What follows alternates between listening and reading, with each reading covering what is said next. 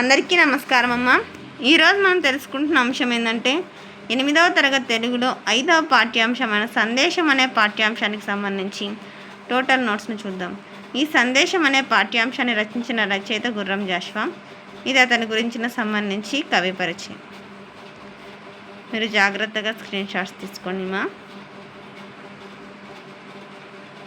ఎక్కడికక్కడ screen shots తీసుకోండి. ఒకవేళ అక్షరాలు కనుక క్లియర్ కనిపించకపోతే నెట్ క్వాలిటీ పెంచుకొని స్క్రీన్ షాట్స్ తీసుకోండి. ప్రతి వీడియోలో చెప్తున్నా అనుకోద్దండి మా, మీ అనుకూలత కోసమే నేను చెప్తున్నాను. తర్వాత పాఠం ఆధారంగా క్రింది ప్రశ్నలకు జవాబులు రాయండి. దీంట్లో గుర్రం జాషువా గురించి మీకు తెలిసిన విషయాలను రాయండి. 2 మార్క్స్ ఇస్తే ఇలా రాయాలి. ఓకేనా నాన్న? తర్వాత నెక్స్ట్ ఇక్కడ చూడండి, పద్యాలు వినని అయిపోతేనే నెక్స్ట్. సత్యహరిశ్చంద్ర నాటకంలో ఈయన రాసిన పద్యాలు వినని అయిపోతేనే కంటిన్యూషన్. తెలుగువారుండరు. తర్వాత నెక్స్ట్ వ్యక్తీకరణ సృజనాత్మకత. క్రింది ప్రశ్నలకు 4 వాక్యాలలో జవాబులు రాయండి. పాఠ్యభాగ నేపథ్యం. జాగ్రత్తగా స్క్రీన్ షాట్స్ తీసుకోండి. నెక్స్ట్, కష్టజీవుల శ్రమకు భరతావని రుణపడ్డది అని అన్న కవి భావన ఏమి? జాగ్రత్తగా స్క్రీన్ షాట్స్ తీసుకోండి. తర్వాత నెక్స్ట్, క్రింది ప్రశ్నలకు 8 వాక్యాలలో జవాబులు రాయండి. పాఠ్యభాగ సారాంశం. ఏ పాఠ్యభాగం ఇది? సందేశం అనే పాఠ్యాంశానికి సంబంధించిన సారాంశం. గుర్రం జాషువా గారు రచించిన సందేశం అనే పాఠ్యభాగ సారాంశం రాయాలి. ఇక్కడ వారి పాదాలు కందిపోయి అయిపోతేనే చెప్పులు కుట్టి, ఇది కంటిన్యూషన్ అన్న.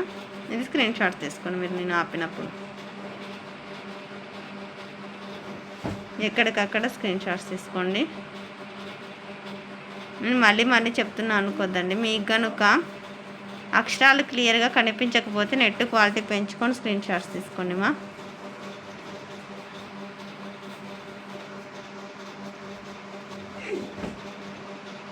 తర్వాత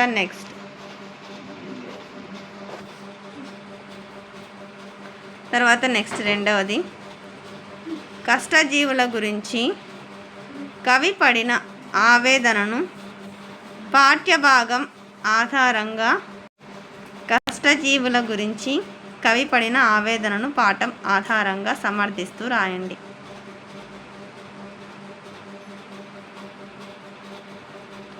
జాగ్రత్తగా స్క్రీన్ షాట్ తీసుకోండి. సాటి మనిషిని మనిషిగా చూడరని కవిగారు కంటిన్యూషన్ కష్టజీవుల గురించి బాధపడ్డారు. తర్వాత నెక్స్ట్ 3వ ప్రశ్న, మీ ప్రాంతంలోని శ్రామికుల జీవనం గురించి రాయండి. స్క్రీన్ షాట్ తీసుకోండి మా. ఎక్కడికక్కడ స్క్రీన్ షాట్స్ తీసుకోండి. నెక్స్ట్ ఇప్పుడు క్వశ్చన్స్ అయిపోయినాయి కదా. ఇప్పుడు భాషాంశాలు, పదజాలం. క్రింది వాక్యాలలో గీత గీసిన పదాలకు అర్థాలను రాసి సొంత వాక్యాలను ఉపయోగించండి. చిక్కిన అంటే దొరికిన, శుద్బాధ అంటే ఆకలి బాధ. చెప్పినాం కదా ఆకలి అంటే ఎలా ఉంటుందని. తర్వాత కూలీ నాలి అంటే కూలి పనులు. నేను అర్థం ఒకటి చెప్తున్నా, తర్వాత సొంత వాక్యం చదవడం లేదు, మీరు చూసుకోవచ్చు, అర్థమవుతుందా? తర్వాత నెక్స్ట్, బీదవాడు అంటే పేదవాడు. క్రింది వాక్యాలలో గీత గీసిన పదాలకు నానార్థాలను రాయండి. దిక్కు అంటే దిశాశరణం, సకల అంటే సర్వము కళతో కూడినది. తర్వాత పాదం అంటే కాలు, పద్యచరణము. దేశము అంటే రాజ్యము, ప్రదేశము. క్రింది వాక్యాలలో గీత గీసిన పదాలకు పర్యాయ పదాలను రాయండి. నృపాలుడు అంటే పాలకుడు, పరిపాలకుడు. శివుని అంటే రుద్రుడు, శంకరుడు. మనుజుడై అంటే మానవుడు, నరుడు, మనిషి. తర్వాత మేను అంటే శరీరం, కాయం, దేహం, తనువు. తర్వాత నెక్స్ట్ క్రింది పట్టికలోని ప్రకృతి వికృతులను రాయండి.